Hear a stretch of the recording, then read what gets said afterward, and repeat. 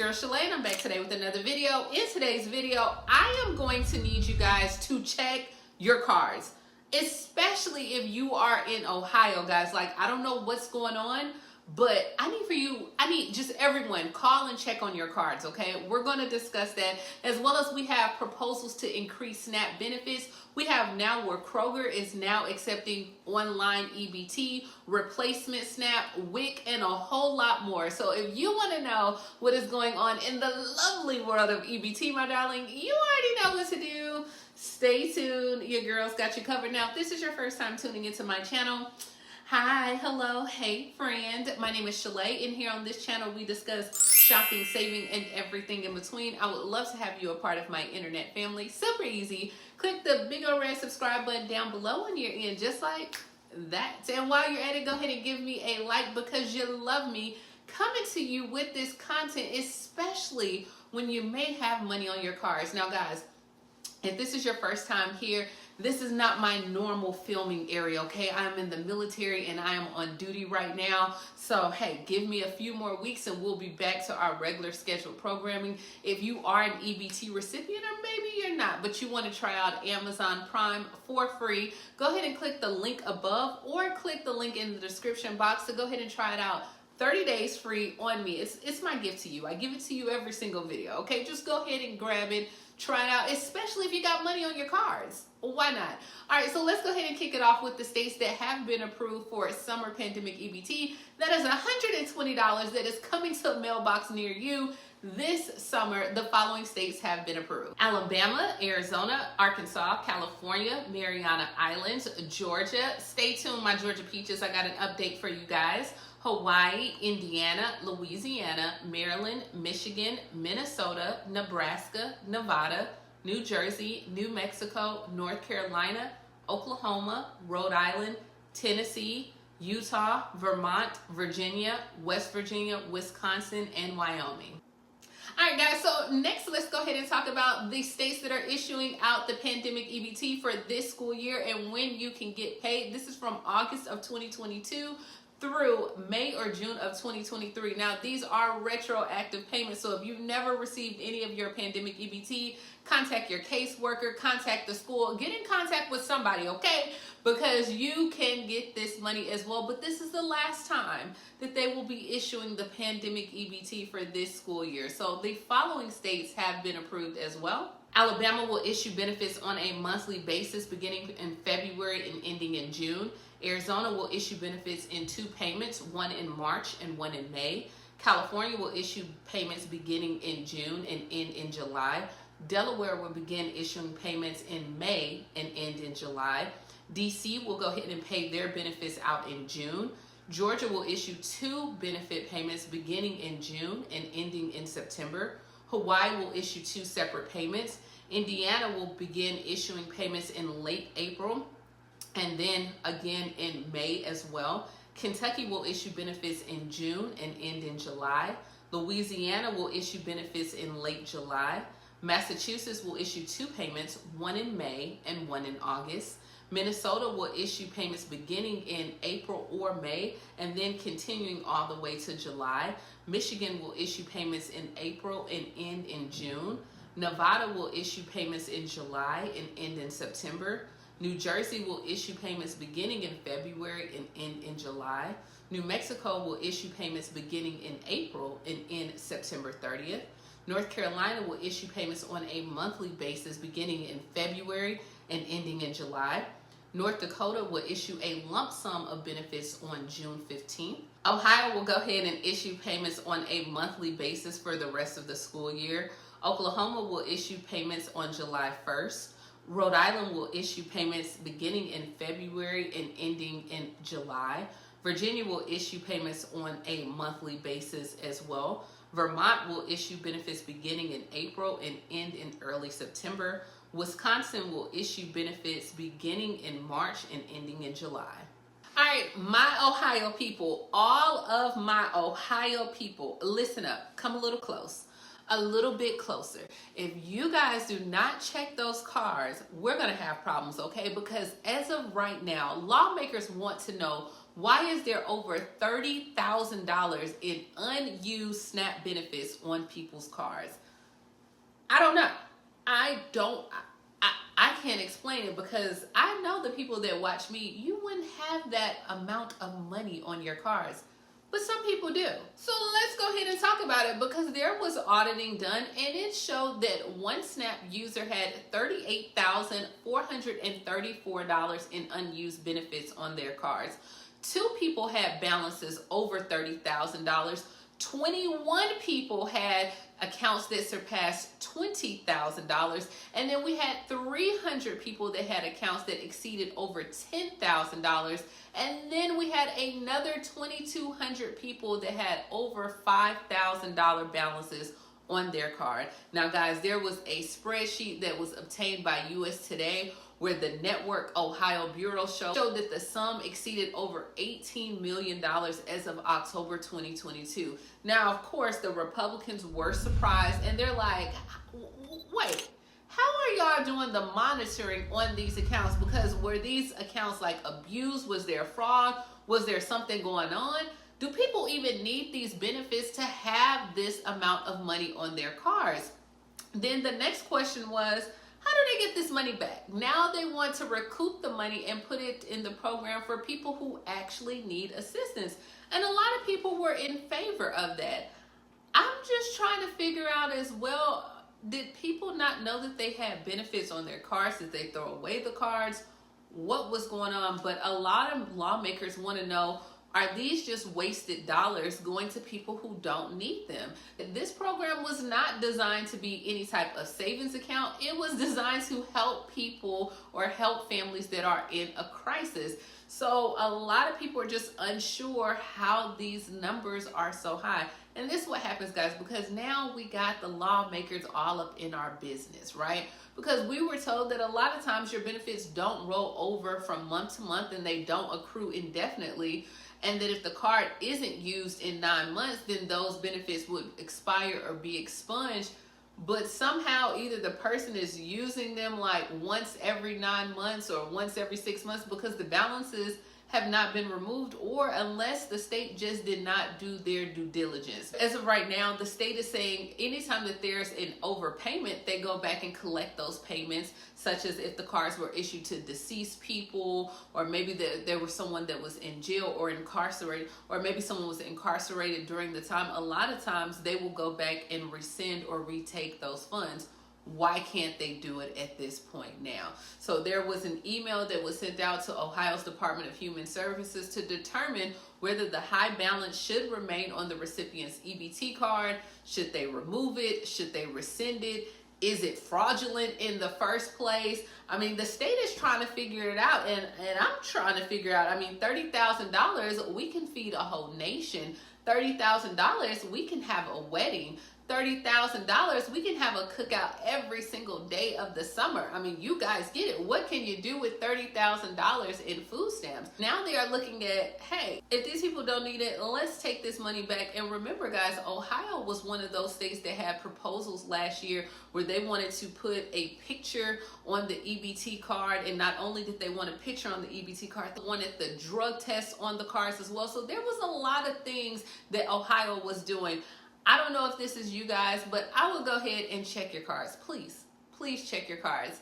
All right, next we are headed to Kentucky, where recipients that were impacted by the March 3rd storms, you are now eligible for replacement SNAP benefits. So on Monday, Kentucky's governor announced the federal approval to replace food purchase using your SNAP benefits that was lost due to power outages caused by the March 3rd storms. This is recipients in 31 counties. Now, the following counties who lost food are eligible for replacements. Now, guys, remember when there was a storm back in February, 40% replacement of the SNAP benefits on February 1st through 28th was available starting the morning of April 8th. So the funds are available on your accounts as well for those recipients that were affected by the February storm. For the March 3rd storm, you can go ahead and apply or request to have your replacement benefits as well. Now, if it is a manual request, you will not receive automatic replacement, but you can direct like all your questions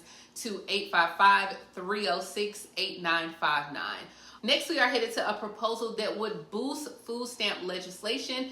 This is a new assemblywoman that is making her rounds, and her name is Jessica Gonzalez Rojas. Now, she introduced a bill, Alpha 6214, to add a new section of the state social services law establishing a state SNAP minimum benefit program that would make up the difference between a household's federal SNAP allowance and the $95 each month eligible to households that receive the emergency allotment. Now, this legislation has been referred to the Assembly Social Service Committee. Jessica stated, with the sudden elimination of emergency allotment SNAP benefits will increase food insecurity for many individuals and families due to high cost of food and modest allotment of pre-COVID SNAP benefits.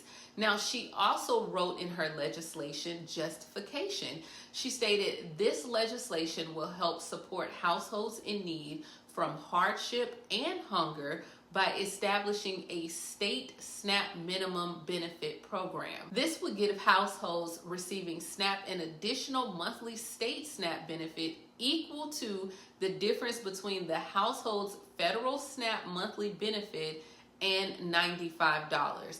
This program would result in relief and support the well-being of our state's most vulnerable families and population.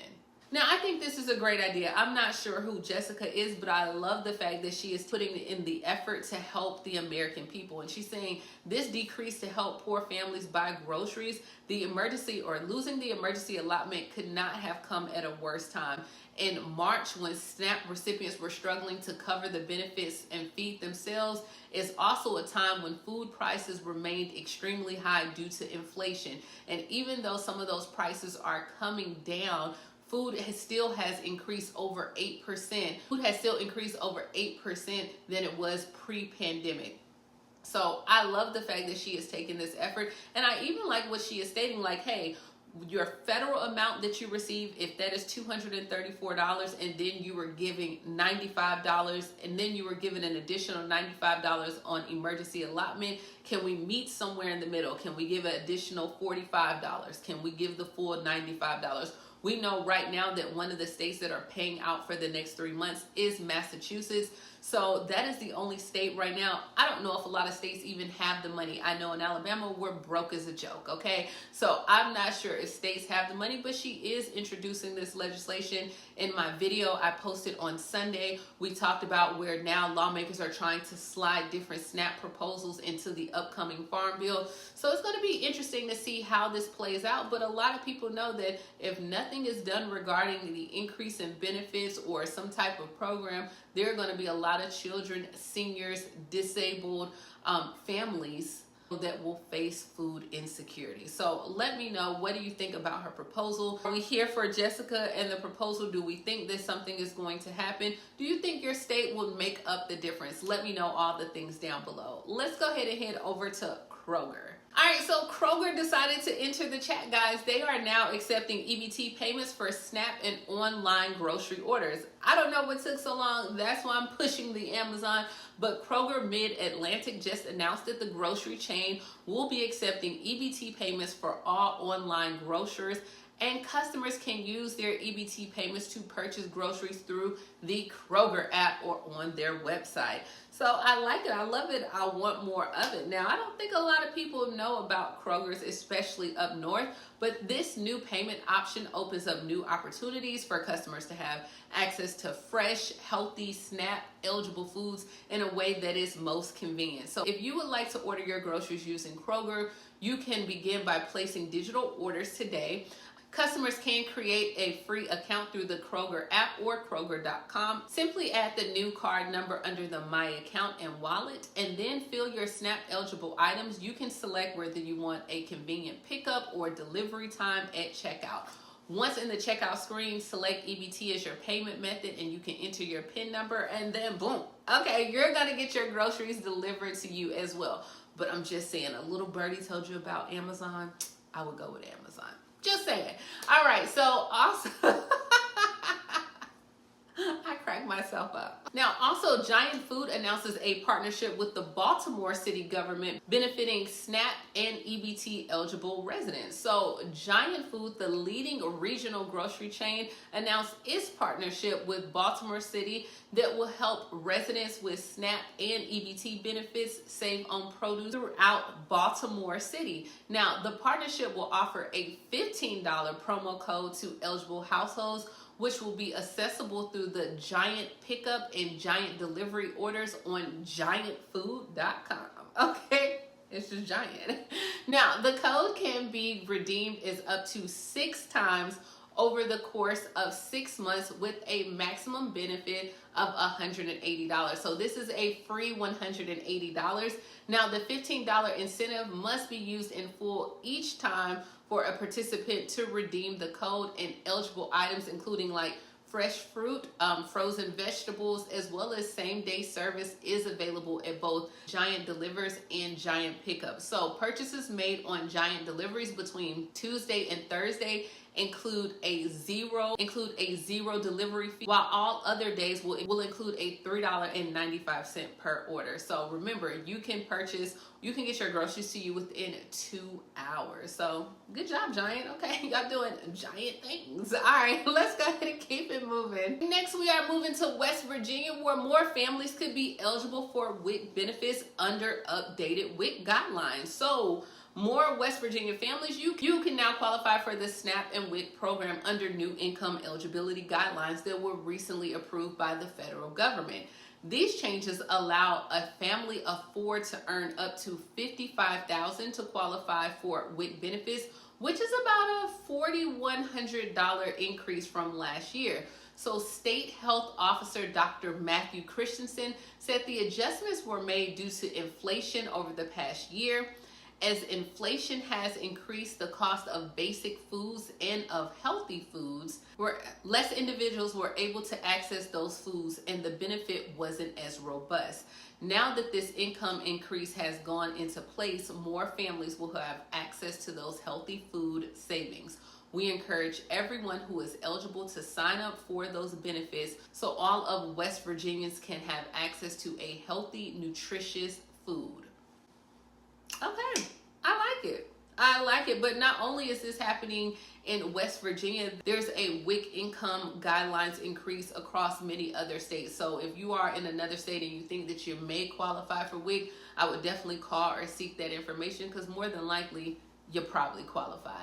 All right, let's go ahead and move on to Connecticut. In Connecticut, 24 towns, mostly rural towns, do not accept food stamps. So as of right now, it is making it a lot challenging for people who do not have any transportation or need to get their groceries. But to remedy this issue, the legislator will consider House Bill 6854, which would create the Office of Food Access Advocate. Now, this office would support like food insecurity programs and community-led efforts, and then also provide an informational hotline to manage food insecurity data, amongst a lot other things as well. It would also provide like tax breaks for certain grocery stores that decided to open in underserved areas in Connecticut as well. I don't know what's going on with Connecticut, but why 24 towns do not accept it, that is just unacceptable at all. But I like the fact that the legislators are going in and trying to find a remedy for the issue. Let me know, all my people that live in Connecticut, is this an issue for you? Is this a problem? How do you get that food delivered to you, or do you have transportation to take you where you need to go? And this is it, guys. This was a long one, okay? It was definitely a long video, but let me know down in the comments below, do you have $10,000, $20,000, $30,000 on your EBT cards that you were unaware of? Did you lose an EBT card and maybe it can be on that card? What do you think about the SNAP proposals? Do you think this is going to happen? As well as, what do you think about all these partnerships and collaborations like with Giant and Kroger and Amazon? Okay, what do you think about these collaborations? Do you order your groceries or not? Let me know all the things down below, and as always, grab you some Amazon Prime free for 30 days, as well as please like, comment, subscribe, and talk to you later, Gator. Bye, guys.